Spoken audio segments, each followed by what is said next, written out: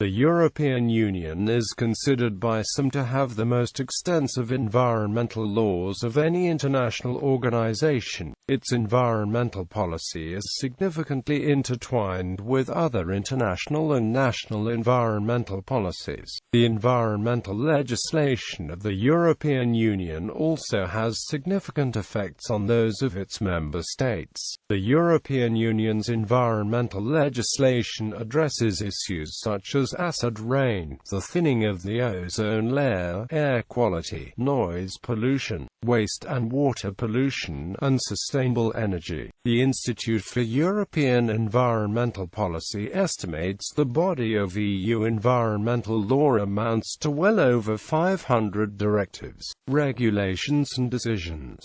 The beginnings of the EU's environmental policy. The Paris Summit meeting of heads of state and government of the European Economic Community in October 1972 was often used to pinpoint the beginning of the EU's environmental policy. A declaration on environmental and consumer policy was adopted at this summit, which requested the European Commission to draw up an action program for environmental protection. This environmental action program was adopted in July 1973 and represented the EU's first environmental policy. Furthermore, the task force within the Commission that drew up this action program eventually led to the formation of a Directorate General for the Environment. The primary reason at the time for the introduction of a common environmental policy was the concern that diverse environmental standards could result in trade barriers and competitive distortions in the common market. Different national standards for particular products, such as limitations on vehicle emissions for the lead content of petrol, posed significant barriers to the free trade of these products within the economic community. An additional motivation driving the EU's emerging environmental policy was the increasing international politicization of environmental problems, and the growing realization from the beginning of the 1970s that environmental pollution did not stop at national borders, but had to be addressed by cross-border measures. At the time, there was no mention of environmental policy in the founding treaties of the EU, and therefore no explicit treaty basis which underpinned EU environmental policy. However, the treaty text was interpreted dynamically, enabling environmental policy to be regarded as an essential goal of the community, even though it was not explicitly mentioned. It was not until the middle of the 1980s and the signing of the Single European Act in 1986 that economic and ecological objectives were put on a more equal footing within the community.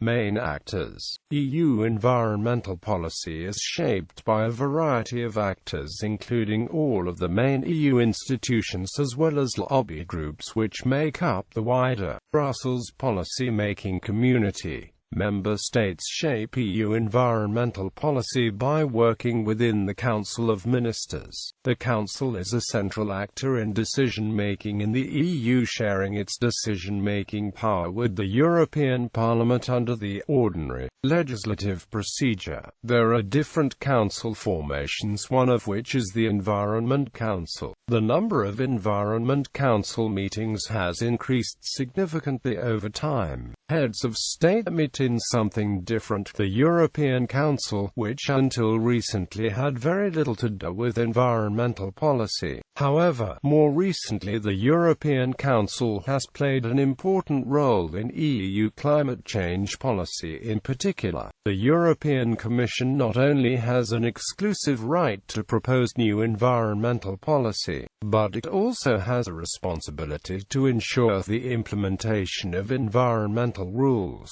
Therefore, since its creation in the 1950s, the European Commission has been at the heart of the European Union. However, it did not set up a unit dedicated to environmental issues until the 1970s and a full Directorate General for the Environment until 1981.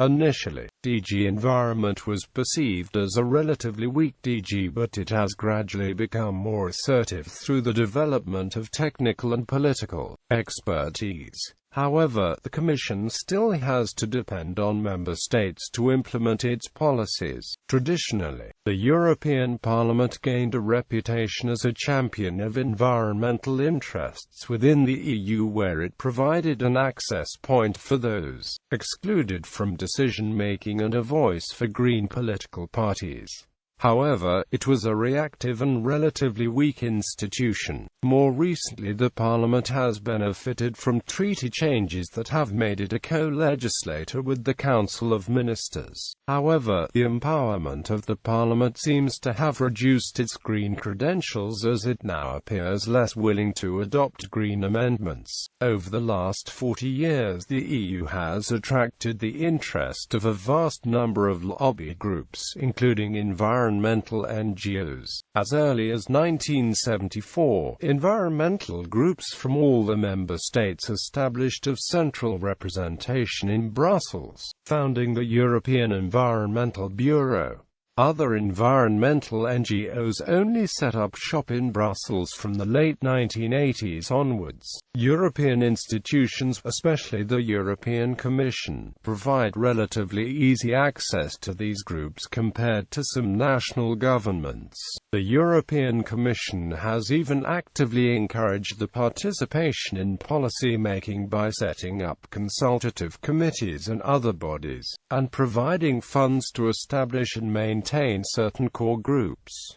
Policy processes. Policy-making in the EU can be extremely complex. It has been suggested that the policy-making process is too densely populated with veto players for any single actor or group of actors to consistently control the direction of policy-making. The result in environmental policy-making has been widely depicted as being especially unpredictable, unstable, and at times even chaotic. However, the European Commission, as a key player in the policy-making process, has under pressure to develop standard operating procedures for processing policy. This has led to a number of changes in policy-making processes in recent years, including adopting minimum standards of consultation, the impact assessment of all major policy proposals, and the earlier publication of its work programs. The focus of EU environmental policy-making has also changed in recent years, concentrating more on updating existing policies than on building up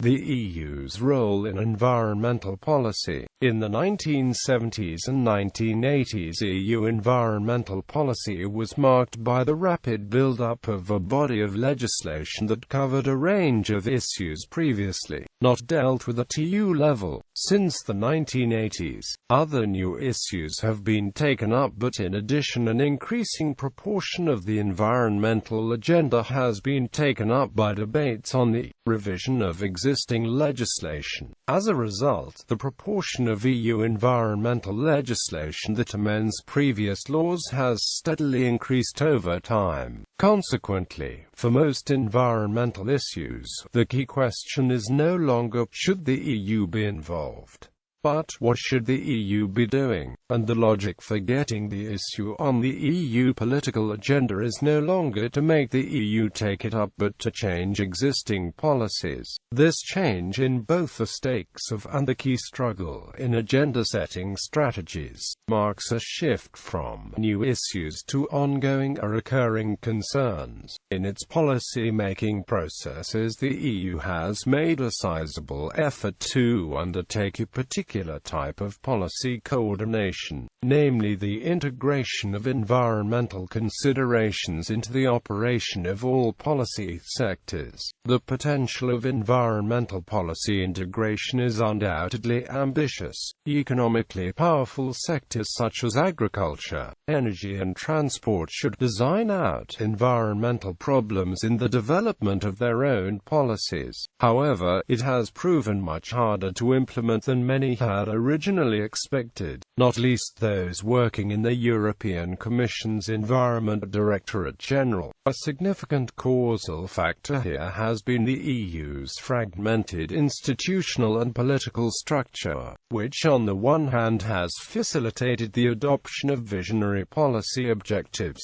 but has also undermined their implementation. Implementation is very much at the sharp end of the EU policy process. The success of EU policies, and with them the whole integration project, are often judged by the impacts they have on the ground. If, however, the acquis is not fully implemented, EU policies risk becoming paper exercises with little tangible effect on environmental quality but serious distorting impacts on the single market. The implementation of policy in the EU is widely regarded as being problematic, yet both public and academic understanding of this crucial stage of the EU policy process remains relatively limited. Indeed, for a long time, a number of factors kept the whole issue of poor implementation down or off the political agenda, but today it is much more politicized, pushed along by the campaigning activities of NGOs and pro-integration actors such as the European Parliament. A whole host of solutions to the EU's implementation problems have been offered, some of which could, if deployed, even compound the problem. But in many respects, the causes of poor implementation reside in the very structure of the EU. Consequently, there are likely to be no panaceas. To develop new environmental policies, it is important first to evaluate those that have already been adopted. However, this intuitively simple idea is difficult to apply in practice, no more so than in the EU, where the complex system of multi-level governance adds considerably to the practical difficulty of evaluating policies. Assessing impacts and finding side effects of policies is best achieved by a plurality of data, methods, analysts and theories, as well as evaluation criteria. In recent years, the demand for evaluations of EU policies and programs has increased as the importance of evaluation has become more widely recognized. Many actors have become involved in commissioning, producing and using evaluations, but the role of evaluation is often still quite weak. Synergic to the environmental policy in Europe is the European Environmental Research and Innovation Policy. It aims at defining and implementing a transformative agenda to greening the economy and the society as a whole, so to achieve a truly sustainable development. The Environmental Research and Innovation Policy. Europe is particularly active in this field, and the European Environmental Research and Innovation Policy aims at promoting more and better research and innovation for building a resource-efficient and climate-resilient society and economy in sync with the natural environment. Research and innovation in Europe are financially supported by the program Horizon 2020, which is also open to participation worldwide. The EU is a global environmental actor. The EU is an important, even an influential actor in international environmental negotiations. Therefore, if one wants to understand the processes and outcomes of international environmental negotiations, one needs to be familiar with the role that the EU plays there. Also, developments at the international level have an influence on the EU, its policies and the extent to which it can be a global actor. Hence, European and international environmental politics and policies are constantly interacting and thus mutually constitutive. The EU is a party to all major multilateral environmental agreements covering a whole variety of environmental issues. The EU is also able to fully participate in international environmental negotiations, either as an observer in the UN context or as a party to the Mother Treaty in various conference of the parties and meeting of the parties. The EU is often observed as a leader in global environmental politics, but its leadership role can nowadays also be questioned, especially in the area of climate change. The EU's international climate change policy consists consists of three building blocks, which are under pressure in the context of the current climate change negotiations. As in other areas of external action, the EU's external environmental policy is often characterized by a mismatch between its ambitions and its ability to deliver in practice. Environmental protection. When the EEC was established, environmental protection, let alone the broader concept of sustainable development, was not perceived as an important policy issue. The concept of sustainable development contains environmental, social and economic dimensions. Finding practical ways to balance the three is widely regarded as a key challenge. The EU policies in the field of sustainable development evolved as a result of the interaction between internal political drivers and the EU's response to a number of key UN conferences. One such influential conference was the first UN Conference on the Human Environment held in Stockholm in 1972. This not only addressed the environmental concerns of the industrialized countries in the north, but also the development concerns of countries in the south. Sustainable development was only mentioned in European Council conclusions for the first time in 1988. Wavering political support for sustained growth and/or sustainable development continued for some years and reveals just how ambivalent attitudes were to the concept. The 1997 Treaty of Amsterdam eventually ensured the formal recognition of sustainable development as a legal objective under the treaties. Subsequently, the EU's commitment to sustainable development was formalized as one of the EU's fundamental goals. In 1997, the EU committed itself to draw up a national strategy for sustainable development by 2002. The Commission published a communication on a European Union strategy for sustainable development in 2001, which was discussed at the Göteborg European Council. However, this strategy suffered from several governance weaknesses which inhibited its implementation. In particular, the strategy has been heavily affected by its ambiguous relationship to the Lisbon Strategy for Growth and Jobs, which has received far higher political priority. The political and institutional crisis that faced the EU in 2005 after the rejection of the EU Constitution pushed the Sustainable Development Strategy back up the political agenda. A renewed SDS was subsequently adopted by the EU Council in 2006. The renewed strategy contained more detailed arrangements for implementation, monitoring and follow-up. The legal formalization of the EU's commitment to sustainable development as a policy objective was completed by the Lisbon Treaty. Sustainable development is now repeatedly mentioned in the treaties as a basic objective of the EU in the new Article 3 TEU, in Article 21 TEU concerning the external action of the Union, and in Article 11 TFEU, setting out the integration principle.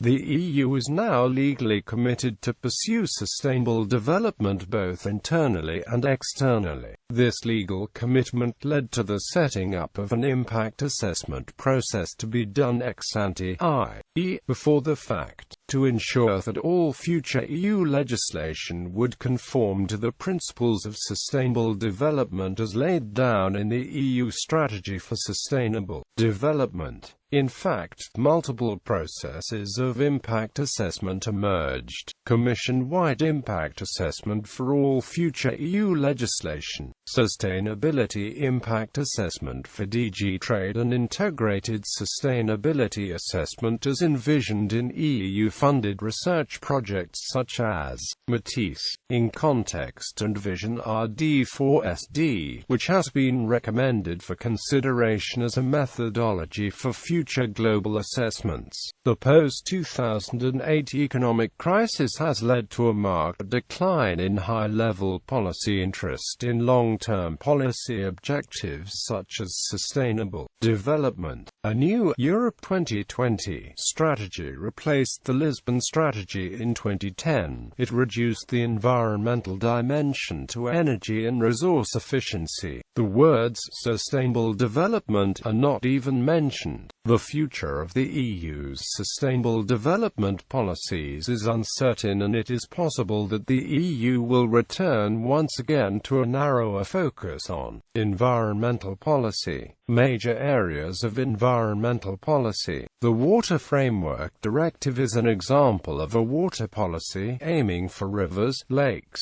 ground and coastal waters to be of good quality by 2015. The Birds Directive, established as early as 1979, and the Habitats Directive are pieces of European Union legislation for protection of biodiversity and natural habitats. These protections, however, only directly cover animals and plants. Fungi and microorganisms have no protection under European Union law. The directives are implemented through the Natura 2000 program and covers 30,000 sites throughout Europe. Free trade challenges to EU environmental policy. A draft of the Sustainable Development section of Transatlantic Trade and Investment Partnership between the EU and the US was leaked to The Guardian in October 2015. Asked to comment on the document, a French environmental attorney described the proposed environmental safeguards as virtually non-existent by comparison with the protection granted to investors, and that environmental cases accounted for 60% of the 127 ISDS cases already brought against EU countries under bilateral trade agreements in the last 2 decades, according to Friends of the Earth Europe. According to Joseph E. Stiglitz, TTIP could have a chilling effect on regulation and thus undercut urgently needed action on climate that the Paris Agreement requires. The draft energy chapter of the TTIP was leaked to The Guardian in July 2016. This draft could sabotage European efforts to implement mandatory energy savings measures and to favor the switch to renewable electricity generation.